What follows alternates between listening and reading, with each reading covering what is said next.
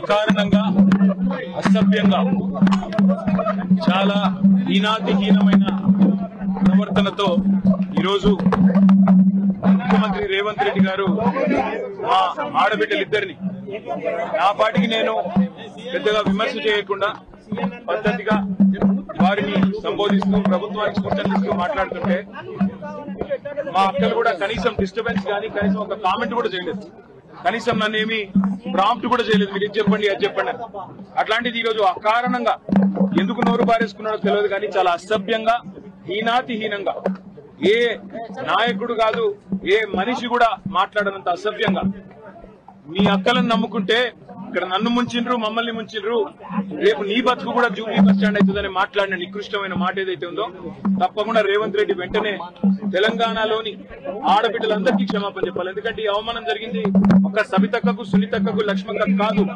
ఈ అవమానం జరిగింది తెలంగాణలోని ఆడబిడ్డలందరికీ. మహిళల్ని నమ్ముకుంటే నట్టేట మునుగుతారన్నట్టు మహిళా తల్లుల్ని నమ్ముకుంటే బతుకు బస్టాండ్ అవుతుంది అన్నట్టు ముఖ్యమంత్రి మాట్లాడిన మాట ఏదైతే ఉందో నిజంగా కూడా హేయం శోచనీయం. నిజంగా ఒక ముఖ్యమంత్రి స్థాయికి తగని మాట. ఇలా నిజంగా ఈ ముఖ్యమంత్రి అన్ఫిట్ ముఖ్యమంత్రి, ఆ పదవిలో కూర్చోవడానికి తగని ముఖ్యమంత్రి. మహిళల్ని అవమానించి కూడా అప్పుడప్పుడు నోరు జారిన సంస్కారం ఉన్న వాళ్ళు ఏం చేస్తారు? అవసరమైతే నేను వెనక్కి తీసుకుంటున్నాను విచారం వ్యక్తం చేస్తారు. ఇంత అహంకారం ఇంత కండకావరంతో ఈరోజు ఆడబిడ్డల్ని వారిని అవమానించిన ముఖ్యమంత్రికి తప్పకుండా తెలంగాణ ఆడబిడ్డల ఉసురు తాకుతుంది. ఈ వైఖరి మార్చుకో, పద్ధతి మార్చుకో. వారు అక్క సునీతక్క గాని సబితక్క గాని లక్ష్మక్క గాని స్వంతంగా కష్టపడి ప్రజల్లో తిరిగి పరపతితో ఇవాళ 5 సార్లు 6 సార్లు గెలిచొచ్చిన వాళ్ళు. ఎవరు కూడా నీలాగా ఇష్టం వచ్చినట్టు రాజకీయ విన్యాసాలు చేసి వచ్చిన వాళ్ళు కాదు. తమ స్వశక్తితో తమ కుటుంబంకుండే అభిమానంతో కార్యకర్తల ఆశీర్వాదంతో ప్రజల దీవెనలతో ఇక్కడ అడుగు పెట్టారు. అప్రతిహతంగా 5 సార్లు సబితక్క గెలిచొచ్చింది. సునీతక్క కూడా గతంలో మంత్రిగా పనిచేసినారు. లక్ష్మక్క కూడా జెడ్పీ చైర్మన్ గా శాసనసభ్యురాలుగా పనిచేసింది. అలాంటి మహిళలుగా పట్టుకొని ఇవాళ నోటికొచ్చినట్టు వాగడం అనేది ముఖ్యమంత్రికి తగదు. ఇప్పటికైనా సిగ్గు తెచ్చుకొని బుద్ధి తెచ్చుకొని ముఖ్యమంత్రి బేషరతుగా క్షమాపణ చెప్పాలి. ఇక ముఖ్యమంత్రి ఇట్లున్నాడంటే ఉప ముఖ్యమంత్రి ఏం చక్కగా లేడు.